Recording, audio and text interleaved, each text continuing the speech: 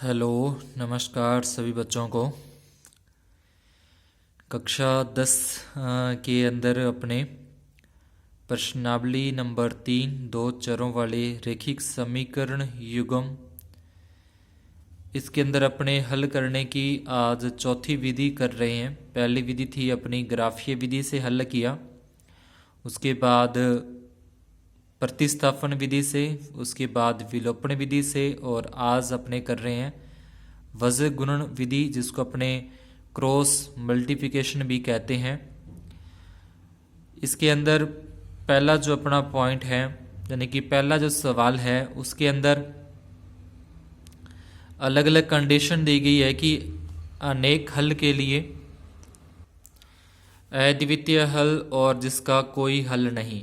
तो तीनों कंडीशनों को पहले इस समीकरण के अंदर अपने को चेक करना है, स्थिति को देखना है कि किसके अंदर ऐसी स्थिति बनती है जिसमें अद्वितीय हल आ जाए। तो जिसके अंदर अद्वितीय हल आएगा उसी समीकरण को आगे वज्र गुणन से हल करना है। जिसके अंदर जिस समीकरण युग्म के अंदर अनेक हल या फिर कोई हल नहीं वाली कंडीशन बनती है, स्थिति बनती है, तो उसको आगे हल नहीं करना। सिर्फ अद्वितीय हल जिसके अंदर स्थिति बनेगी उसी को आगे वज्र गुणन से हल करना है। पहली समीकरण है अपने दे रखी x माइनस 3y माइनस 3 बराबर 0, और दूसरी समीकरण है 3x माइनस 9y माइनस 2 बराबर 0। इसके अंदर लिखना है सबसे पहले रैखिक समीकरण युग्म की तुलना, जो अपने व्यापक द्विघा दो चरों वाले रैखिक समीकरण युग्म है, व्यापक रूप है उनका a1x plus b1y plus c1 बराबर 0, और दूसरा है a2x plus b2y plus c2 बराबर 0 से करते हैं। यानी इन दोनों समीकरणों की तुलना अपने इन दोनों समीकरणों से करने पर पाते हैं कि a1 का मान 1 है, b1 का मान -3, c1 का मान है -3, फिर a2 का मान आ जाएगा 3, b2 का मान आ जाएगा -9, c2 का मान आ जाएगा -2।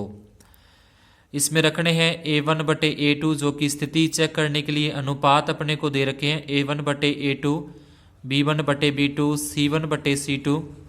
a1 का मान 1 है, a2 का मान अपने 3 रखेंगे, b1 का मान -3, b2 का मान -9, c1 का मान -3, c2 का मान -2। यहाँ पे ये जो मान है वो अपने रख देंगे। माइनस ये माइनस कट जाएगा, इसमें भी माइनस माइनस कट जाएंगे। 3 एकम 3, 3 3 9, यानी कि आ जाएगा 1/3।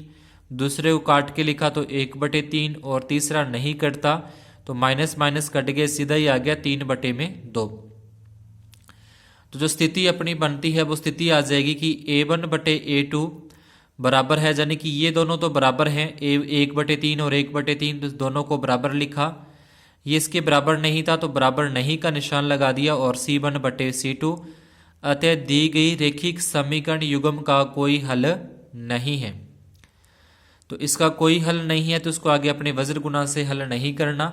उसके बाद अपना 2 नंबर सवाल है उसको लेते हैं, जिसके अंदर दिया अपने को 2x प्लस वाई बराबर 5। तो जब भी वज्र गुणा हल करने के लिए बोलता है तो बराबर में 0 करनी है। यहाँ पे सवाल के अंदर बराबर में समीकरण में बराबर में 0 आनी चाहिए। तो 0 लेके आने के लिए जो प्लस के 5 है, प्लस के 5 को इस तरफ ले आएंगे तो माइनस के 5 हो जाएंगे। इस तरीके की समीकरण आ जाएगी 2x प्लस वाई माइनस 5। उसके बाद इसको भी सही करें, प्लस के 8 इस तरफ लेके आएंगे यहाँ पे तो माइनस के 8 हो जाएंगे, यानी कि 3x प्लस 2y माइनस 8 बराबर 0। समीकरण 1 और 2 ये अपने पास आ जाएंगी।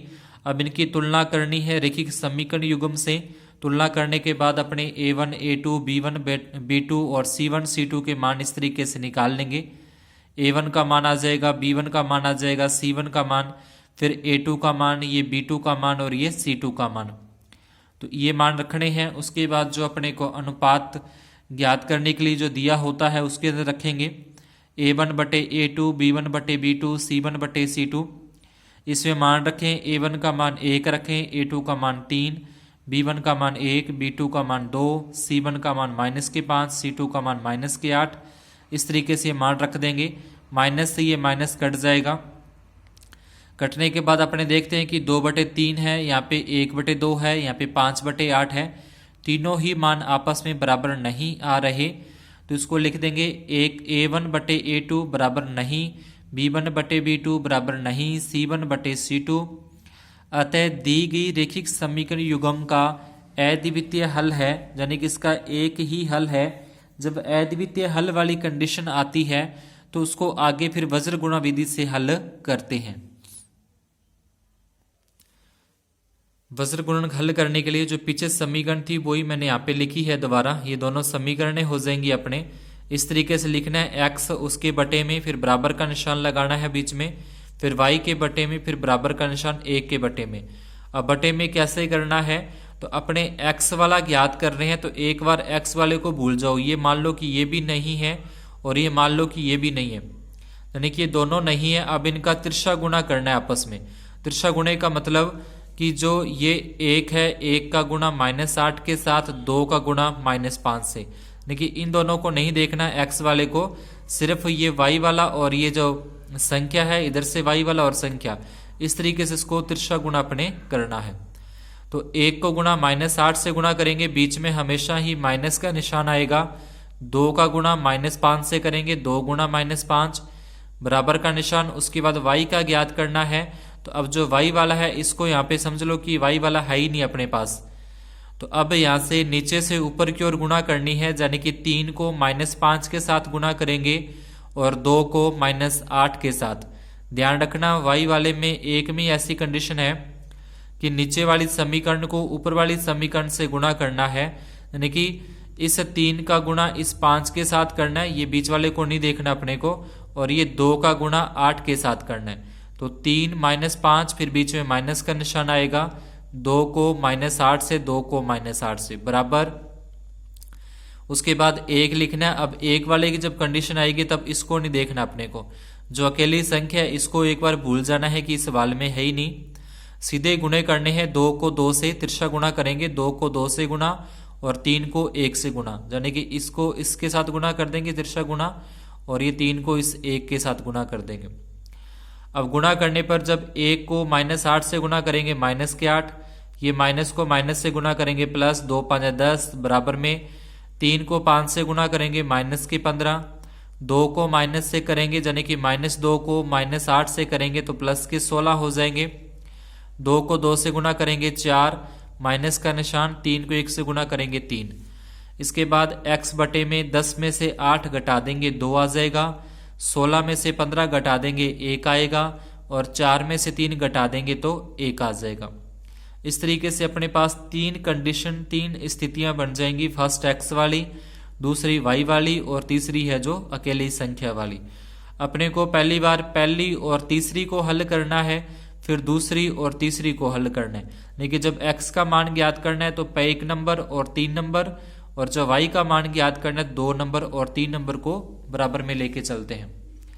तो इस तरीके से x बटे 2 बराबर में तीसरा 1 बटे 1, यहाँ से क्रॉस मल्टीप्लाई तिरछा गुणा अगर अपने करते हैं, x को 1 के साथ गुणा x, 2 को 1 के साथ गुणा 2, यानी कि x का मान यहाँ पे 2 आ जाएगा। फिर दूसरी स्थिति यानी कि 2 नंबर और 3 नंबर से हल करते हैं, तो 2 नंबर अपने पास y बटे 1 है, 3 नंबर 1 बटे 1 है, तो यहाँ से भी y का जो मान है वो 1 आ जाएगा। अतः दी गई रैखिक समीकरण युग्म के हल x बराबर 2 और y बराबर 1 है। इसके बाद अपना तीसरा जो पॉइंट है, तीसरा पॉइंट के अंदर अपने को दे रखा है 3x माइनस 5y बराबर 20। इसको सही करें तो प्लस के 20 को इस तरफ लेके आए, बराबर के इस तरफ लेके आएंगे तो माइनस का हो जाएगा। ये प्लस के 40 इस तरफ लेके आएंगे तो माइनस के 40, यानी कि ये दो समीकरण ने 1 नंबर और ये 2 नंबर अपने पास आ जाएंगी। इसको अपने 1 नंबर लिख देना और इसको अपने 2 नंबर लिख देंगे। अब दोनों के लिए पहले अपने चेक करना है कि अद्वितीय हल है, अनेक हल है या फिर कोई हल नहीं।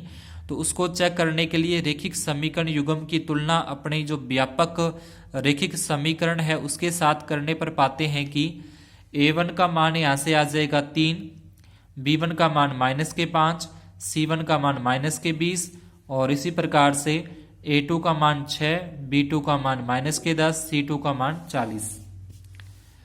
ये मान अपने को इसमें रखने हैं। a1 बटे a2, b1 बटे b2, c1 बटे c2। a1 का मान 3 आया, a2 का मान 6, और B1 का मान -5, B2 का मान -10, C1 का मान -20, C2 का मान -40। अब 3/6 इसको काटें तो ये हो जाएगा 3 एकम 3, 3 दूनी 6, यानी कि ये आ जाएगा अपने पास 1/2। उसके बाद माइनस से माइनस कट जाएगा, 5 एकम 5 और 5 दूनी 10। फिर ये माइनस से माइनस कट जाएगा, 20 एकम 20, 20 दूना 40। देखिए 1/2, 1/2, 1/2 तीनों में बराबर आ रहा है तो बराबर लिख देंगे। अतः दी गई रैखिक समीकरण युग्म के अनेक हल हैं, इसे आगे अपने वज्र गुणा से नहीं करना। इसके बाद जो पहले सवाल का 4 नंबर पॉइंट था उसे आप खुद ही सॉल्व कर लेना, अद्वितीय हल से हो जाएगा, आगे उसको वज्र गुणा से हल करना है। दूसरे का जो पहला सवाल है इसमें बोला कि ए और बी के किन मानों के लिए निम्न रैखिक समीकरणों के युग्मों के अपरिमित रूप से अनेक हल होंगे। अपरिमित रूप से अनेक हल बोला है तो जो अनेक हल वाली स्थिति है वो इसके अंदर लगा देंगे दोनों समीकरणों के अंदर। तो पहली समीकरण अपने को दे रखी है 2x + 3y = 7, प्लस के साथ इस तरफ लेके जाएंगे तो माइनस के साथ हो जाएंगे, 1 नंबर समीकरण। उसके बाद दूसरे में अपने को ये 2 नंबर समीकरण दे रखी है, इसको भी ये जो पूरा का पूरा है c का मान है इसको इस तरफ लेके आएंगे तो माइनस का, ठीक है, कोष्टक में इसको करके लिख देंगे और माइनस का। दी गई रैखिक समीकरण युग्म की तुलना अपने जो ये व्यापक समीकरण है इसके साथ कर देंगे। इसको व्यापक समीकरण युग्म के साथ तुलना करनी है। तुलना करने पर अपने पाएंगे कि a1 का मान तो यहाँ से 2 आ जाएगा, b1 का मान 3, c1 का मान माइनस के साथ, a2 का मान जो x के साथ जो संख्या है वो a2 का मान यानी कि a - b, b2 का मान a + b और c2 का मान ये पूरा का पूरा c2 का मान आ जाएगा। अपरिमित रूप से अनेक हल के लिए बोला है, अपरिमित रूप से अनेक हल के लिए जो स्थिति बनती है उसमें तीनों ही ये जो अनुपात हैं वो बराबर होते हैं। अपरिमित रूप से अनेक हल के लिए a1 का मान 2/a2 का मान, b1/b2 का मान, c1/में c2 का मान। ये माइनस से ये माइनस कट जाएगा, सीधा ही आ जाएगा 2/a - b = 3/a + b = 7/3a + b - 2। अब स्थितियां लगाते हैं, पहली स्थिति आ गई, दूसरी स्थिति आ गई, ये तीसरी स्थिति आ गई। जैसे पीछे वज्र गुणा में किया था वैसे ही कि पहले 1 नंबर और 3 नंबर को हल करते हैं, फिर 2 नंबर और 3 नंबर को हल करेंगे। तो 1 और 3 यानी कि 1 में तो है a/a - b, 3 में है 7/3a + b/2, ये लिख दिया। यहाँ से तिरछा गुणा करें 2 की, यानी कि इसकी गुणा पूरे के साथ और इधर से a - b की गुणा 7 के साथ। तो तिरछा गुणा करने पर इस तरीके से अपने लिख लेंगे, 2 को 3 से गुणा करें 6a, 2 को b से गुणा करें 2b, 2 को 2 से गुणा करें 4, 7 को a से किया 7a, 7 को -b से किया -7b। पक्षांतरण कर दें, 7a का 7a लिखा, प्लस का 6a बराबर के इस तरफ लेके आ रहे, माइनस का 6a हो जाएगा, माइनस के 7b, प्लस के 2b इस तरफ लेके आए, माइनस के 2b, माइनस के 4 हैं तो ये प्लस के 4 हो जाएंगे। 7a में से 6a माइनस करेंगे तो 1a बचेगा, माइनस के 7b, माइनस के 2b तो माइनस के 9b हो जाएंगे, और प्लस के 4 जो कि समीकरण नंबर आप इसको 3 नंबर समीकरण दे देंगे। इसके बाद स्थिति 2 नंबर और 3 नंबर को अपने हल करते हैं। 2 और 3 ये अपने लिख लिया, इसके अंदर भी तिरछा गुणा करें, 3 का इन तीनों के साथ गुणा और 7 का इन दोनों के साथ गुणा। तो इस तरीके से लिख लेंगे तिरछा गुणा करने वाले में, 3 को 3 से गुणा करें 9, 3 को b से गुणा करें 3b, 3 को 2 से गुणा करें 6, 7 को a से गुणा कर देंगे 7a, 7 को b से गुणा करेंगे 7b। अब पक्षांतरण करना है, प्लस का 7a इस तरफ लेके आएंगे, माइनस का 7a हो जाएगा, प्लस का 7b, माइनस का 7b और माइनस के 6 हैं बराबर में 0। 9a में से 7a माइनस करेंगे 2a बचेगा, माइनस के 7 में से प्लस के 3 घटा देंगे तो माइनस के 4, माइनस का 6 बराबर 0। तीनों में 2 का भाग जा रहा है तो तीनों में 2 कॉमन निकाल दिया, 2 कॉमन लेने के बाद a बचेगा, यहाँ पे 2 बचेगा और यहाँ पे 3, 2 का भाग दे दिया इन सभी में। अब 2 गुणा में था वो 0 के बटे में जाएगा तो 0 ही हो जाएगा। तो यहाँ से आ जाएगा अपने पास a माइनस 2b माइनस 3 बराबर 0। a बराबर, इन दोनों को बराबर के इस साइड ले जाते हैं प्रतिस्थापन विधि करने के लिए, तो माइनस के 3 प्लस के 3 हो जाएंगे, माइनस के 2b हैं ये प्लस के 2b, यानी कि a का मान यहाँ से आ गया कि a बराबर 3 प्लस 2b, ये दोनों माइनस के थे, बराबर के इस साइड लेके आने तो प्लस के हो गए। a का यह मान समीकरण जो 3 अपने पीछे बनाई उसमें रखने पर 3 नंबर समीकरण अपनी है a माइनस 9b प्लस 4 बराबर 0। इसमें a की जगह पे ये मान रख देंगे 3 प्लस 2b माइनस के 9b और प्लस 4 बराबर 0। अब यहाँ से अगर माइनस किया जाए, माइनस के दोनों को माइनस करें, 2b में से माइनस के 9b घटाएं तो माइनस के 7b हो जाएंगे, माइनस कर दिया दोनों को 7b, 3 और 4 जुड़ जाएंगे 7, 7 को बराबर के इस साइड लेके आएंगे तो माइनस के 7 हो जाएंगे। माइनस के 7 हैं वो गुना में है, इस तरफ इसके बटे में आ जाएंगे, माइनस से माइनस कट जाएगा, 7 में 7 का भाग देंगे 1, यानी कि b का मान यहाँ से 1 आ जाएगा। b का यह मान समीकरण 5 में रखने पर, यानी कि यहाँ पे b का मान रख देंगे, इस b की जगह पे 1 रख देंगे, तो 1 रखने पर a बराबर 3 प्लस 2b, a का a 3 प्लस 2 और b की जगह पे 1, 2 को 1 से गुना करेंगे 2 और प्लस में 3 जोड़ देंगे तो 5, तो यहाँ से a का मान आ जाएगा 5 और b का मान 1, यानी कि a का मान 5 और b का मान 1 होने पर जो अपने को समीकरण युग्म दिया गया है उसके अपरिमित रूप से अनेक हल होंगे। इसी प्रकार से इसका दूसरा पॉइंट अपने को दे रखा है कि 3x प्लस वाई बराबर 1, इसको सही करके लिखें तो प्लस का 1 इस तरफ हो जाएगा, माइनस 1 हो जाएगा। और उसके बाद ये अपने को दे रखिए 2 नंबर समीकरण, 2 नंबर समीकरण के अंदर भी ये प्लस के 2 के और प्लस 1 है, इसे इस तरफ लेके आए तो ये माइनस के हो जाएंगे इस तरीके से। इसकी तुलना अपने को जो समीकरण दे रखी है इसकी तुलना जो व्यापक रूप है समीकरण का उसके साथ करते हैं तो पाएंगे कि a1 का मान 3, b1 का मान 1, c1 का मान माइनस का 1 है। ये जो पूरा का पूरा होगा ये a2 का मान, ये पूरा b2 का मान और ये c2 का मान हो जाएगा इस तरीके से, a2 का मान, ये b2 का मान और ये c2 का मान। अब इस प्रश्न में बोला है अपने को कि कोई हल नहीं, प्रश्न में जो स्थिति बोली है वो बोली है कोई हल नहीं के लिए, तो जब कोई हल नहीं के लिए कंडीशन आएगी तो वो होगा a1 बटे a2 बराबर b1 बटे b2 और बराबर नहीं है c1 बटे c2। कोई हल नहीं के लिए ये स्थिति बनती है। इस स्थिति के अंदर अपने इसमें मान रख दें, a1 की जगह पे a1 का मान 3 बटे में a2 का मान ये आ जाएगा 2 k माइनस 1, b1 का मान 1 बटे में b2 का मान आ जाएगा k माइनस 1, c1 का मान माइनस का 1 है और c2 का मान माइनस के 2 k प्लस 1।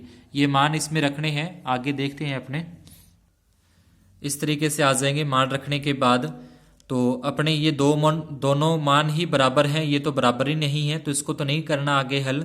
इन दोनों को अपने हल करते हैं तो तिरछा गुणा कर दें, इसको इसके साथ गुणा कर दें, इसको इसके साथ गुणा कर दें।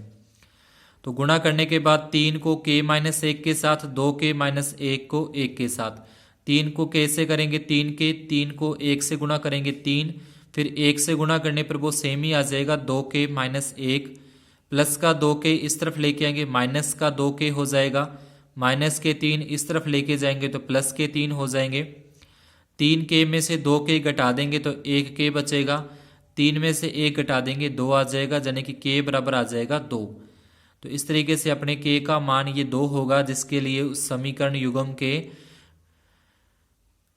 कोई हल विद्यमान नहीं होगा। तो आज की क्लास में अपने इतना ही, बाकी के जो बचे हुए सवाल हैं वो आगे अपने नेक्स्ट वीडियो में करेंगे। तो जिन्होंने अभी तक चैनल को सब्सक्राइब नहीं किया वो चैनल को ज़रूर सब्सक्राइब करें, वीडियो को लाइक और शेयर करना न भूलें। धन्यवाद, शुभ दिन।